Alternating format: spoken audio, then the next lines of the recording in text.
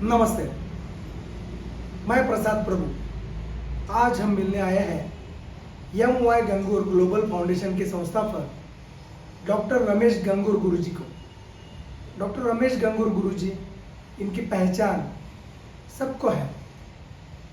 उनकी अगर इंफॉर्मेशन देनी हो, उनकी अगर जान पहचान करानी हो तो शब्द कम पड़ जाएंगे।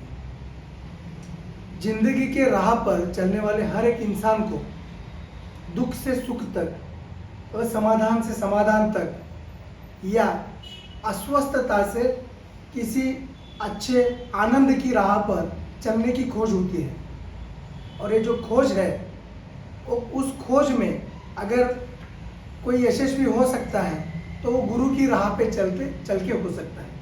डॉक्टर रमेश गंगूर गुरुजी इसी राह पर असंख्य लोगों को, असंख्य फैमिलीज को चलाने की एक कोशिश कर रहे हैं। और उस राह में वो सिर्फ बेलगाम से शुरू होके सिर्फ भारत तक मर्यादित नहीं तो पूरे विश्व तक उनके कार्य को एक अंजाम दे रहे हैं। आज हम डॉक्टर रमेश गंगूर गुरुजी से बातचीत करेंगे। वो इस राह पर कैसे आए उस बात को समझेंगे और इस बात को एक गुरु और शिष्य की एक आपसी बात की तरह आप सुनना चाहिए। मैं भी इस राह पे डॉक्टर रमेश गंगूर गुरुजी का शिष्य बन के काम करते आया हूँ। गुरुजी नमस्ते। नमस्ते प्रसाद जी। डॉक्टर रमेश गंगूर इस नाम के साथ एक बहुत सारी आध्यात्मिक शक्तियाँ, एक आध्यात्मिक साधना जुड़ी हुई है।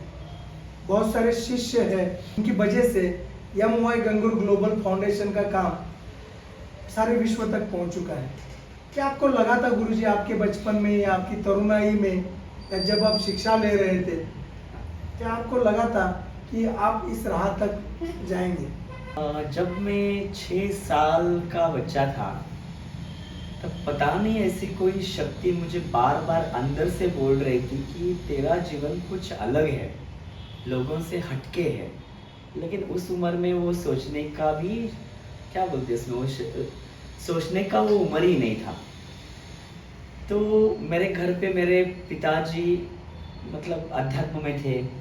शाम को दिया लगाना, पूजा पाठ करना और हमसे संस्कृत के मंत्र चांटिंग करना, ये सब वो करवा के लेते थे। जैसे मुझे याद है, शायद मेरा उम्र 7 साल का रहेगा, तो मुझे कुछ आने वाली चीज़ें पहले से दिखना शुरू हुई थी।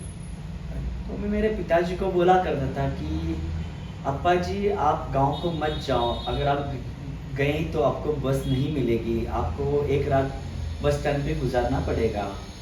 तो पापा जी वापस आके बोलते थे, रमेश तूने जो बोला वो सच हो गया।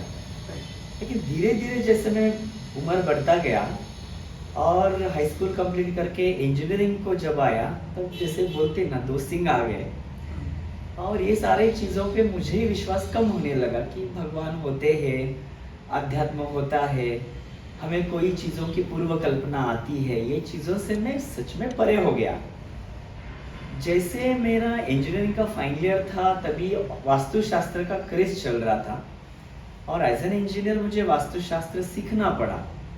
तो जैसे ही मैंने वास्तुशास्त्र के माध्यम से कुछ सीखने की कोशिश की तब जाके पता चला कि वास्तुशास्त्र में भी देवता गण आते हैं, ईशान्य है, आग्नेय है, वगैरह वगैरह। तो धीरे धीरे धीरे धीरे फिर मैं जो बचपन की राह में था उस बचपन के लाइफ में आना शुरू हो गया। थोड़ी देर के बाद मुझे ऐसे समझ में आया कि वास्तुशास्त्र के साथ साथ बहुत सारी चीज़ें कनेक्टेड है, जैसे कि सम्मोहन विद्या है, रेकी शास्त्र है, प्राणिक हीलिंग है, अनगिनत शास्त्र है जो भारत से जुड़े हुए हैं, जिसका कोर जो बोलते हैं वो भारत से है। जैसे पंच महाभूत, सप्त चक्र, सप्त रंग, सप्त स्वर, नवग्रह, दश दिशा, ये सारी चीज़ें मुझे अध्यात्म के मार्ग से समझ में आने लगी। और एक चीज़ पे मैं फर्म हो गया कि अगर दुनिया में कोई भी शास्त्र सीखना है, भले वो इंजीनियरिंग हो सकता है, मेडिकल हो सकता है, कॉमर्स हो सकता है, उसके पीछे जो कोर है वो यही है। पंच महाभूत है, सप्त चक्र है, सप्त रंग है, सप्त स्वर है, नवग्रह है, 10 दिशा है।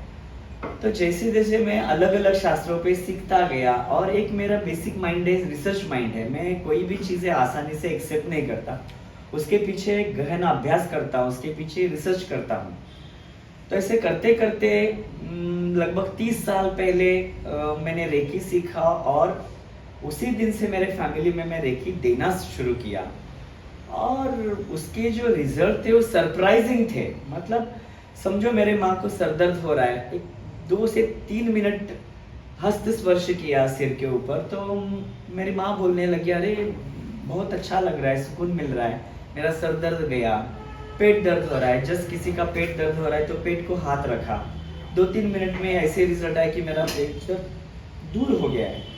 तो मैं और खोज में निकला कि जस्ट एक हस्त स्पर्श से इतने अच्छे अनुभव हमें मिल रहे हैं, तो डीप अगर आध्यात्म में हम लोग चले जाएंगे तो इसके रिजल्ट्स क्या होंगे। तो 30 साल पहले हमने यमुवाई गंगूर फाउंडेशन की स्थापना की, जो आज यमुवाई गंगूर ग्लोबल फाउंडेशन हो गया है। लगभग 7 अलग अलग देशों में हम आज फैल गए हैं और आने वाले 3 से 6 महीने में कम से कम 21 देशों में हमारा फैलने का इरादा है। आज मैं बहुत खुश हूँ बीइंग एन इंजीनियर कि मेरा बेसिक क्वालिफिकेशन इंजीनियरिंग है, लेकिन मुझे पता नहीं एक बचपन से एक था कि मुझे डॉक्टर बनना है। फिर मैंने मास्टर डिप्लोमा पूर्ण किया नेचुरोपैथी और योगिक साइंसेस में। आगे जाके मुझे एक पीएचडी करने का अवसर मिला और मैंने थर्ड एक्टिवेशन और रेकी के माध्यम से विद गोल्ड मेडल पीएचडी पूर्ण किया। और आज मैं गर्व के साथ कह सकता हूँ कि अध्यात्म एक ऐसी शक्ति है, एक ऐसी दिशा है जो सारे दुखों को, दर्दों को दूर कर सकती है। तो इसके वजह से मैं मतलब अध्यात्म में ऐसे अंदर पूरी अंदर आके उतर गया हूँ और आज मैं बहुत खुशनसीब हूँ क्योंकि मैंने जन्म भारत में लिया है। आज जो भी शास्त्र बाहर चल रहे हैं, हिप्नोटिज्म हो सकता है, फेंग शुई हो सकती है, आज न्यूमरोलॉजी का फैड है, न्यूमरोलॉजी बोला जा सकता है, सारे के सारे जितने भी शास्त्र हैं उसका मूल है भारत है और मैं भारत से जुड़ा हूँ। इसलिए मैं अभिमान के साथ आज आपसे शेयर करूँगा कि मैं एक अच्छा और सच्चा भारतीय हूँ। तो गुरुजी, जैसे कि आपने कहा ये सारी चीज़ें मूल भारत से जुड़ी हुई है, लेकिन ऐसी कुछ जनरेशन के बारे में आपको भी पता होगा जिस जनरेशन से मैं भी आया हूँ, जो जनरेशन अध्यात्म को तोताड़ मानती थी, किसी मंदिर में जाना हो तो शर्माती थी। अगर कोई मुझे कुछ कहे, कोई मुझे कुछ बोलेगा कि मैं मंदिर कर रहा हूँ, या कुछ पूजा अर्चा करना, इसे ओल्ड फैशन या ओल्ड स्कूल बोला जाता था। और जैसे कि सब कुछ मॉडर्न हो रहा है और आप किस दुनिया में जी रहे हो, ऐसे सवाल पूछे जा रहे थे। आप भी शायद थोड़े पहले उस जनरेशन के या उसी जनरेशन से बिलोंग करते हैं। तो गुरुजी, ये सब प्रवास के दरमियान आपको ऐसे भी सारे लोग मिले होंगे या ऐसे ही लोगों को आपको सुधारना भी पड़ा होगा, तो ये प्रवास कैसा था? इसमें एक चीज मैं जरूर कहना चाहूँगा। बाहर एक शब्द बोला जाता है कि you should have a trust. अगर आपको विश्वास है तभी आपको चीजें मिलेंगी। मेरा अनुभव इसका विपरीत है, विरुद्ध है। जैसे समझ लेंगे कि रेकी शास्त्र पे विश्वास नहीं है, वास्तु शास्त्र पे विश्वास नहीं है, हस्त शास्त्र पे विश्वास नहीं है, ऐसे व्यक्ति मेरे पास आ जाते हैं। समझो कोई एक आके बोलता है कि मेरा पेट दर्द है लेकिन मुझे आप पे विश्वास नहीं है, या मुझे जो रेकी आप बोलते हो या प्राणी हीलिंग बोलते हो उस पर विश्वास नहीं है। ठीक है, विश्वास नहीं, आप बैठ जाओ, आपके सिर के ऊपर हम लोग हाथ रखेंगे, धीरे धीरे हम कुछ शब्दों का इस्तेमाल करेंगे आपको मतलब मन से शांत करने के लिए। एक 5 मिनट के बाद या 10 मिनट के बाद वो खुद बोलेगा कि आपने क्या किया, मेरा सर दर्द गायब हो गया। तो मेरा कहने का मतलब ये है कि विश्वास नहीं रहा तो भी ऊर्जा है, ऊर्जा काम करेगी। हमेशा मैं हमारे विद्यार्थियों को उदाहरण देता रहता हूँ, मुझे सूरज पे विश्वास नहीं है, ठीक है, आप सूरज की रोशनी में खड़े हो जाओ, विश्वास अपने आप हो जाएगा। अगर आप बोलते नहीं सूरज कैसे रोशनी दे सकता है, सूरज की गर्मी नहीं हो सकती, मुझे विश्वास नहीं है, ठीक है, आप 12 बजे जाके 2 घंटा सूरज के नीचे खड़े हो जाओ, अपने आप आपको विश्वास आएगा। क्योंकि ऊर्जा है, ऊर्जा काम करके दिखाती है और ऊर्जा खुद सिद्ध करके देती है कि मैं हूँ।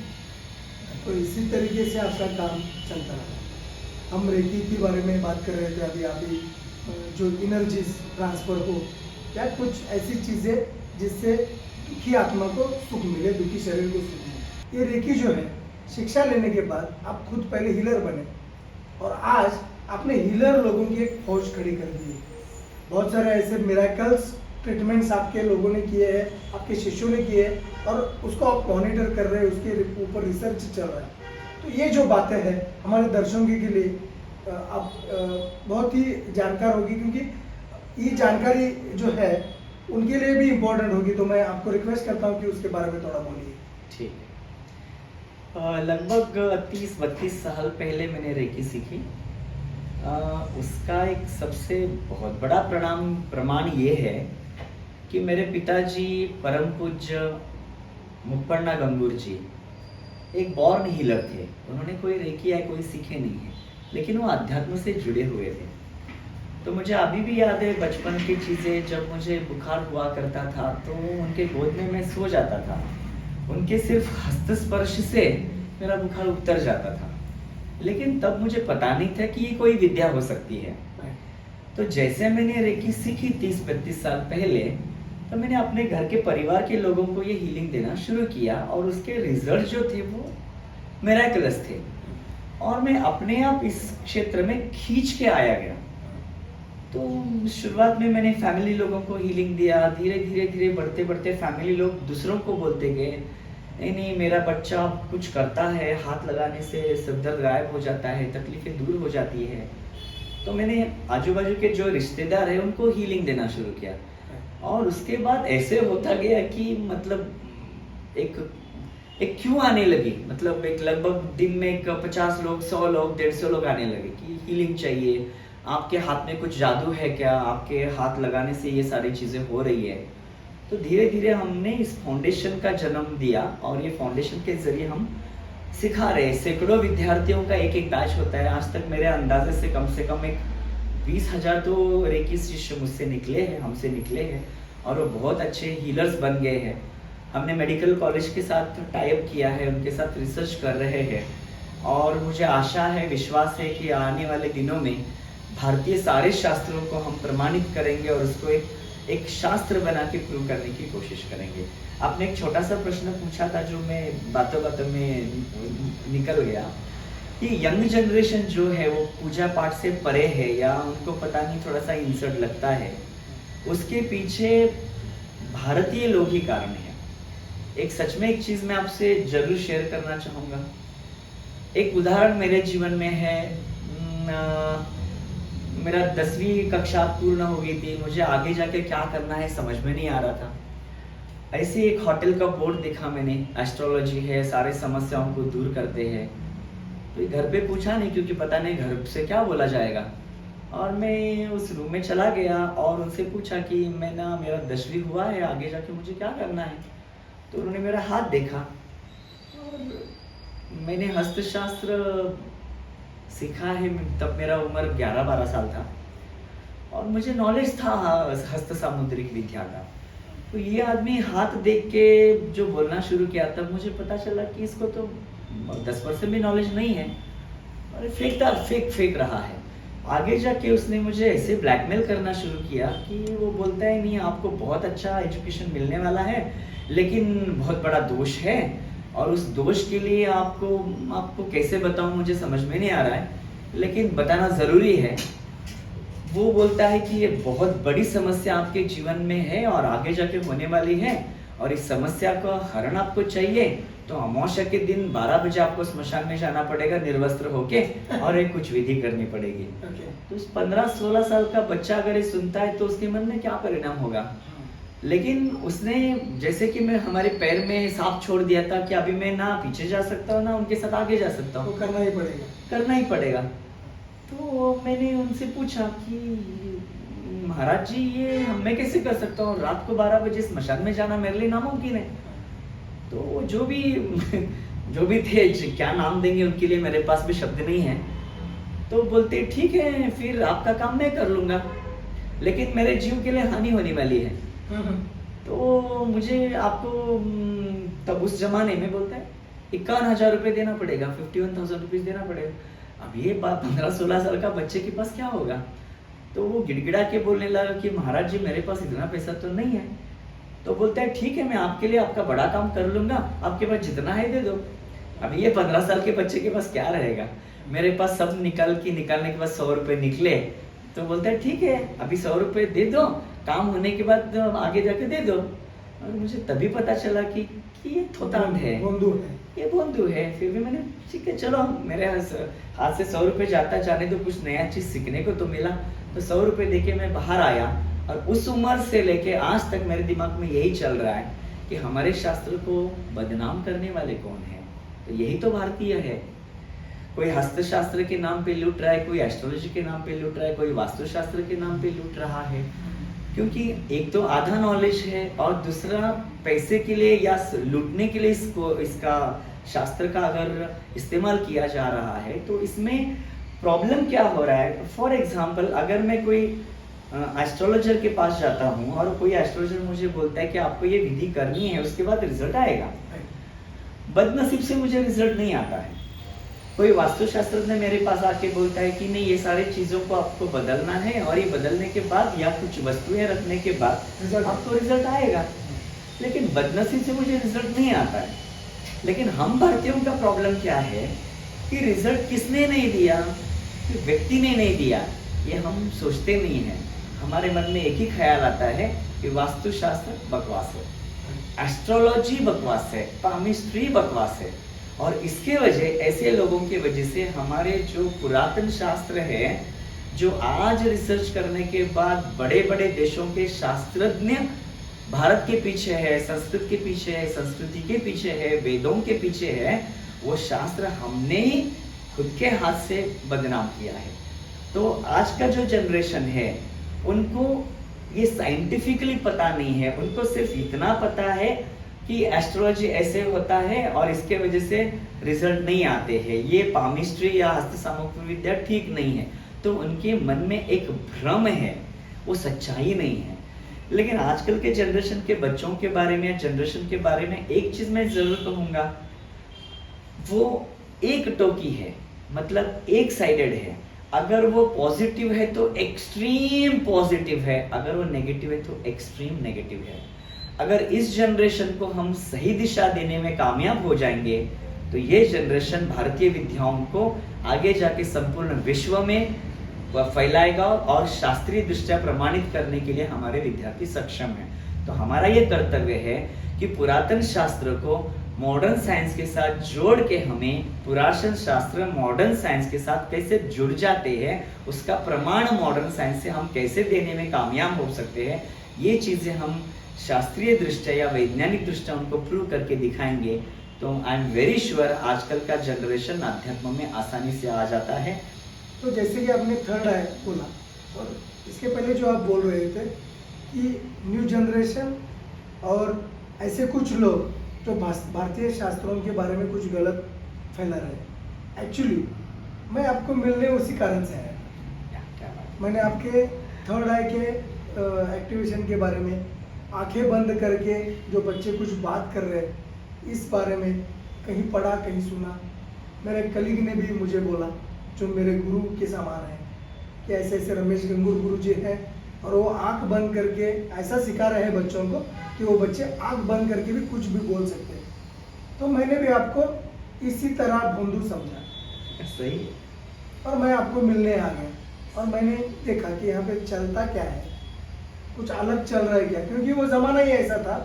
और लोग, जैसे आपने बोला एक्सट्रीम निगेटिव, मैं एक्सट्रीम निगेटिव ही सोच रहा था।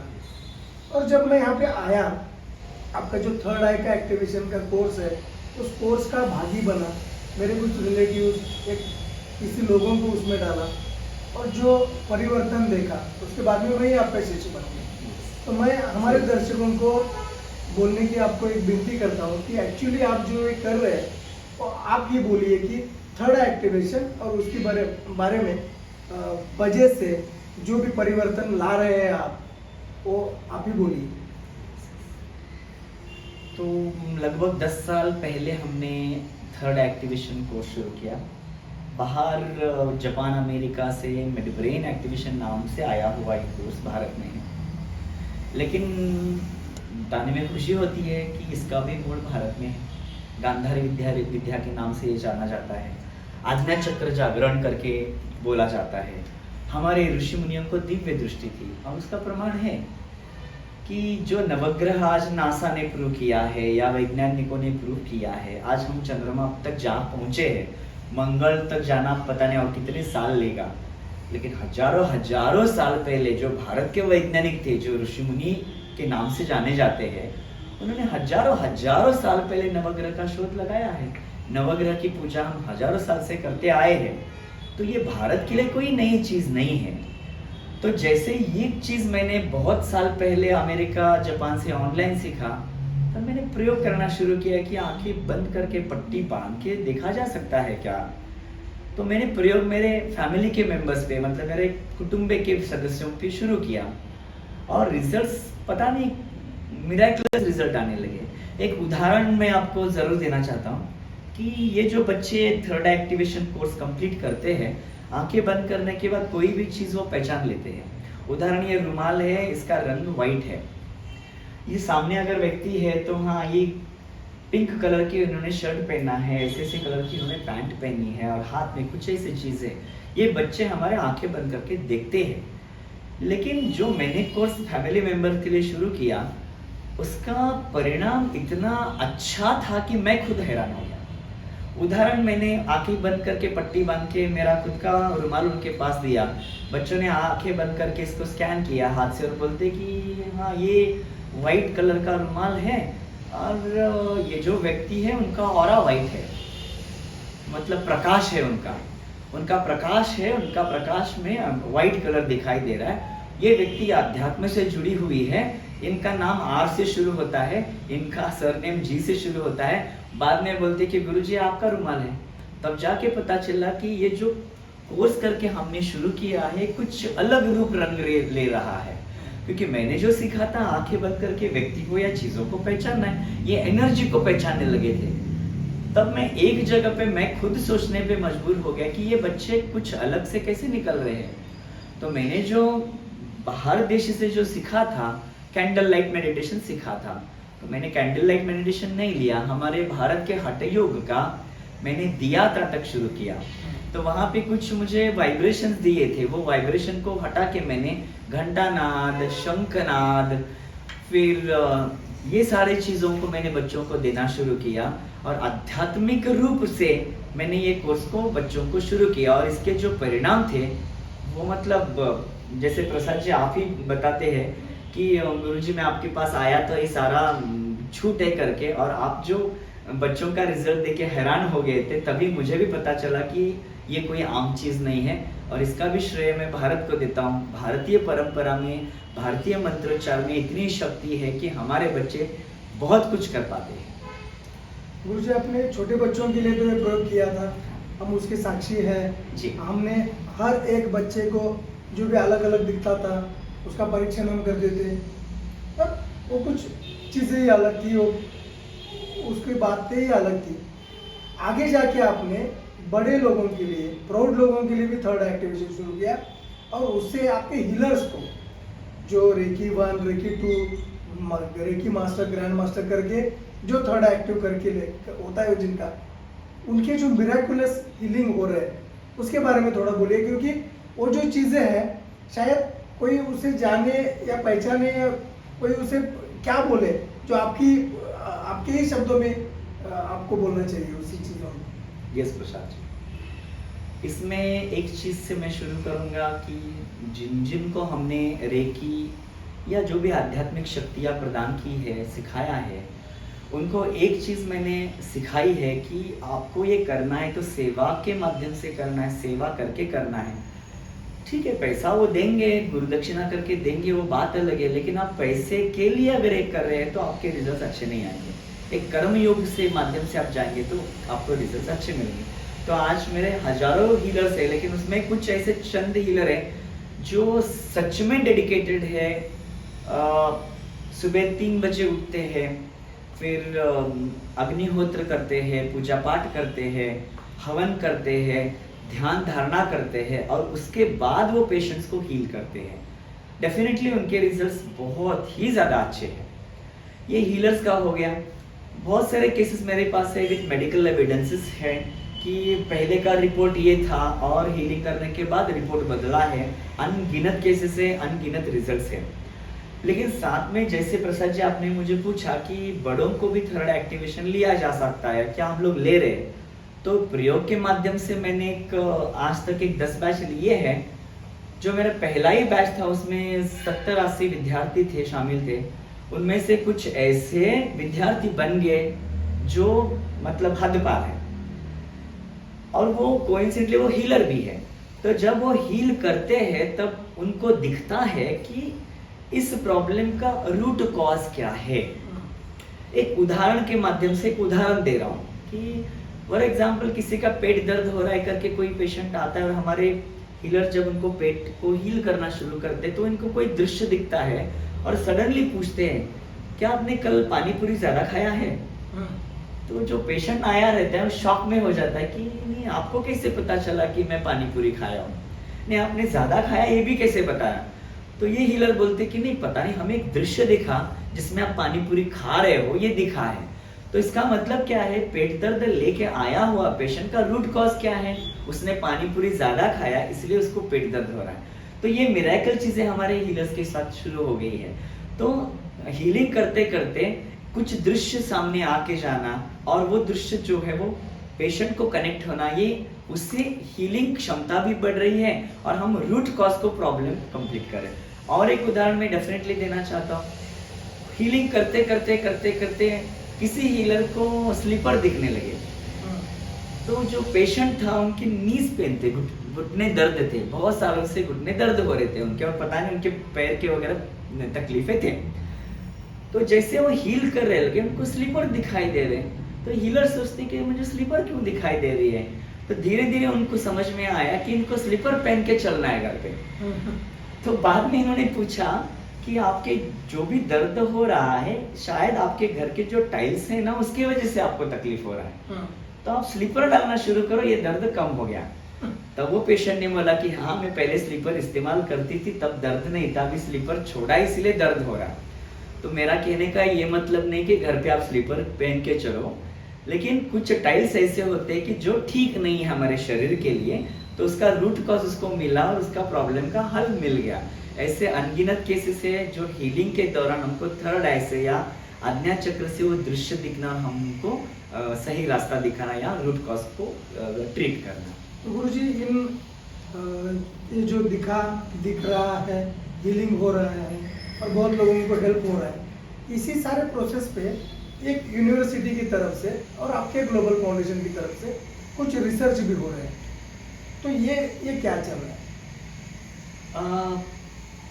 जब से हमने ये फाउंडेशन का निर्माण किया है 30 साल पहले से, अमोय बंबू फाउंडेशन जो अभी ग्लोबल फाउंडेशन बन गया है, जैसे कि मैंने बताया कि I have come up from the technical background. तो कोई भी चीज उसके पीछे कोई तो विज्ञान रहेगा, भले वो विज्ञान ज्ञात या अज्ञात है, कोई सारी चीजों के पीछे विज्ञान हो सकता है। ये एक थॉट था मेरा। और दूसरा थॉट ये था कि ये करते समय मतलब मैं हीलिंग कर रहा हूँ, कोई वास्तु को विजिट करके वास्तु का परीक्षण करके कुछ चीजें बता रहा हूँ, तो एक समाज का एक पार्ट ऐसे हो सकता है कि जो अपोज करने की भी शायद कोशिश करेगा इन द फ्यूचर, जिनको ये चलता नहीं है या हजम होता नहीं है, तो वो शायद कोई भी रूप में आएंगे आगे जाके, जैसे कि आप ही आए थे एज अ प्रेस मीडिया या रिपोर्टर के आए थे।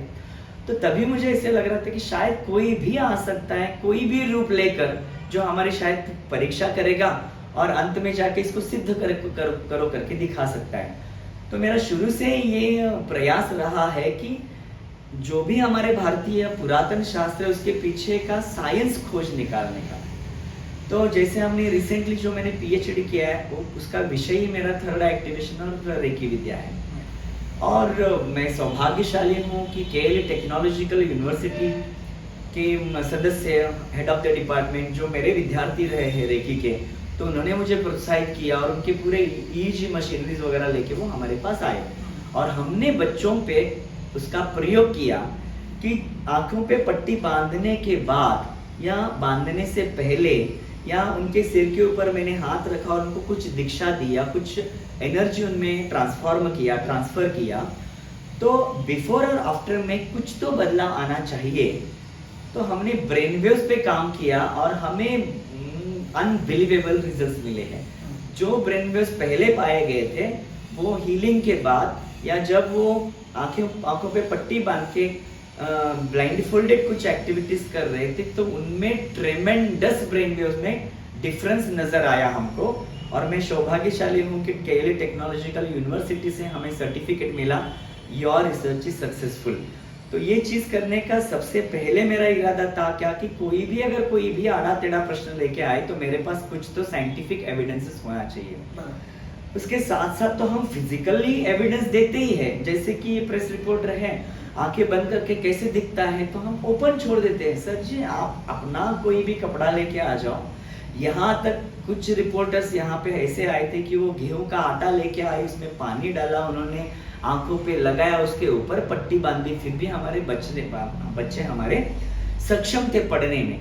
तो वो तो फिजिकल प्रूफ है ही, लेकिन एट द सेम टाइम वैज्ञानिक प्रूफ कुछ चीजों की जरूरत है जो डॉक्यूमेंटेशन सर, यस सर। तो वो डॉक्यूमेंटेशन पे लोग ज्यादा विश्वास करेंगे और उसके वजह से हमने इस क्षेत्र पे काम करने का प्रयास कर रहे हैं कि हमारे भारतीय विज्ञान आज के मॉडर्न साइंस के साथ कैसे साबित किए जा सकते हैं। तो उसका प्रयास हम लोग चल रहे हैं, जैसे कि रेकी का प्रयोग चल रहा है, थर्ड आई का प्रयोग चल रहा है, कुछ चीजें मैं वास्तु को लेके भी आगे जाके आ रहा हूँ।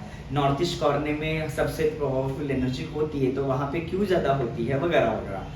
तो ये सारी चीजें हम करने की कोशिश कर रहे हैं। ये रिसर्च चलता ही रहेगा और चलना ही चाहिए, क्योंकि भारत के जो शास्त्र है उनका महत्व पूरी दुनिया तक फैल चुका ही है, लेकिन उसको कुछ डॉक्यूमेंटेड तरीके से, कुछ अच्छी रिसर्च की तरीके से हम आगे लेके जाएंगे।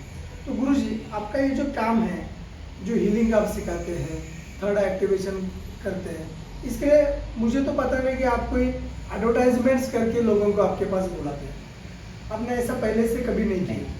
माउथ पब्लिसिटी या मुझे फायदा हुआ तो मैं मेरे भाई को बोलूँ, भाई के बच्चों को बोलूँ, ऐसे ही लोग आपके पास आते रहे। लेकिन ये बेलगाम डिस्ट्रिक्ट हो, मुंबई, पुणे, कोल्हापुर हो, बेंगलुरु से लोग आ रहे हैं, वर्ल्ड से भी लोग जुड़ रहे हैं, फिर भी जिन्हें पता नहीं है इस फाउंडेशन के बारे में, लेकिन वो जुड़ना चाहते हैं, तो उनके लिए कुछ आपने मार्ग तैयार किया है या ऐसा कुछ है जिससे आपसे बहुत सारे कंट्री से, बहुत सारे देशों से, गांवों से लोग जुड़ सके? सबसे पहले एक चीज़ कि हम हमारी MY गंगोर ग्लोबल फाउंडेशन जो अनगोल रोड स्थित है वहाँ पे सुबह 6 से 7 बजे तक योगा ट्रेनिंग देते हैं जो पूर्णतः निःशुल्क है, फ्री है। तो हर जगह पैसे की ज़रूरत नहीं है कि बाबा गुरुजी को इतना पैसा देने के बाद ही मुझे मार्ग मिलेगा, ऐसा कोई नहीं है। तो आप योग के माध्यम से हमसे जुड़ सकते हो।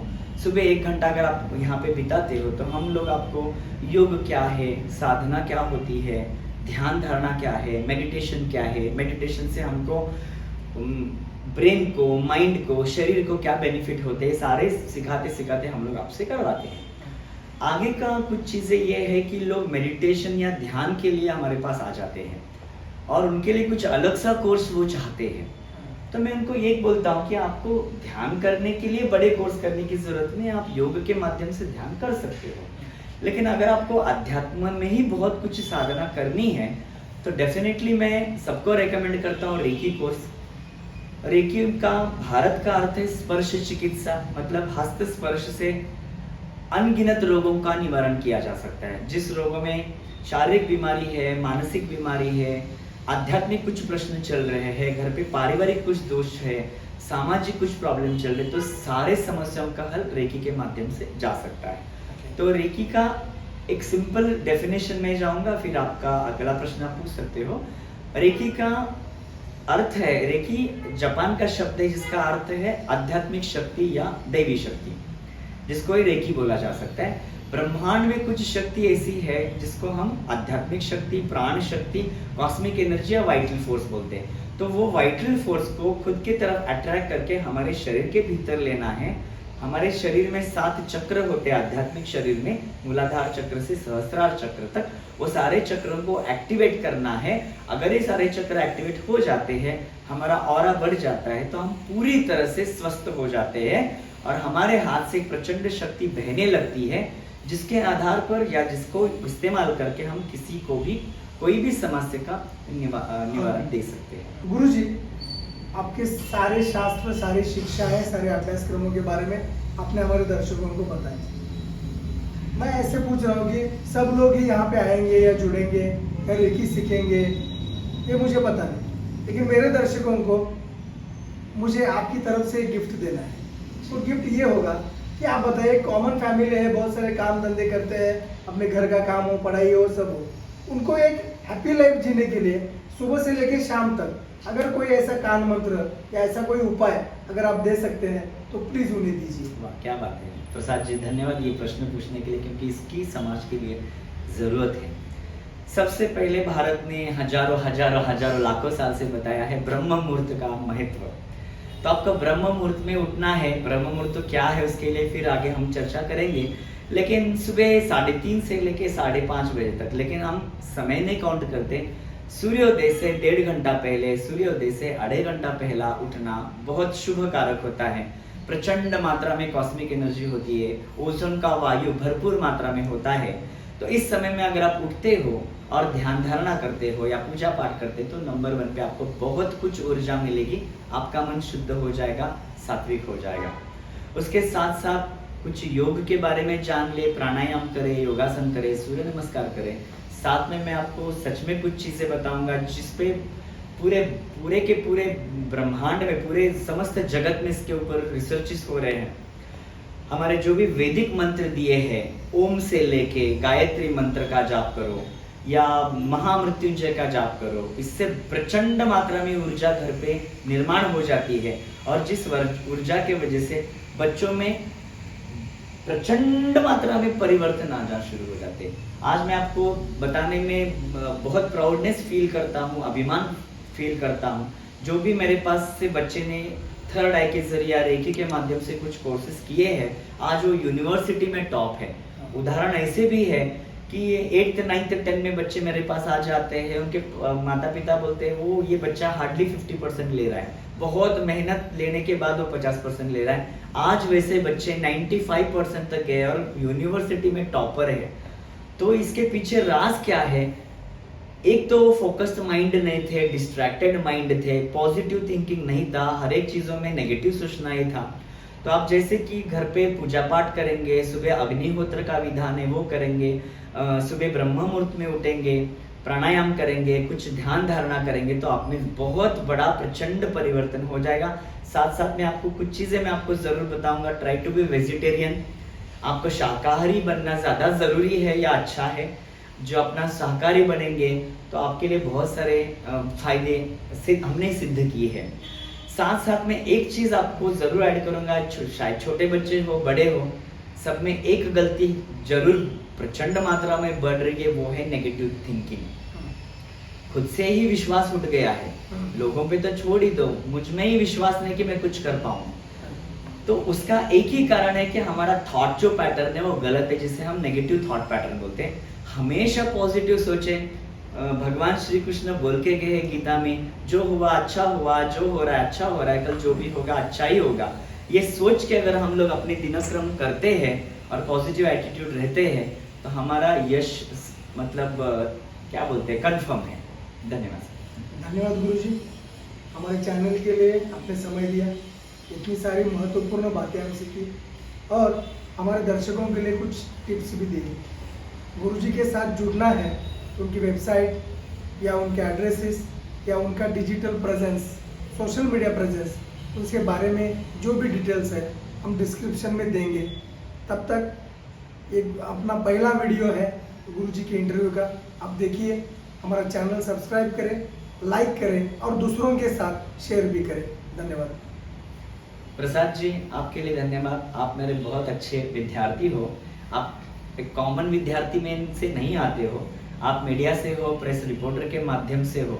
और जब प्रेस रिपोर्टर अध्यात्म में आ जाता है और अध्यात्म का प्रसार प्रचार करने में जुड़ जाता है तो मैं ईश्वर से प्रार्थना करूंगा सारी ब्रह्मांडीय शक्ति आपके साथ रहे। और मैं सारे साधकों को, मेरे सारे विद्यार्थियों को, आने वाले विद्यार्थियों को, दर्शकों को नमस्कार करते हुए बताऊंगा कि मेरे विद्यार्थी, प्रिय विद्यार्थी प्रसाद जी का जो भी वीडियो आपके पास आएगा उसको लाइक करें, शेयर करें। धन्यवाद। Thank you so much. Bharat माता की जय। भारत माता की जय।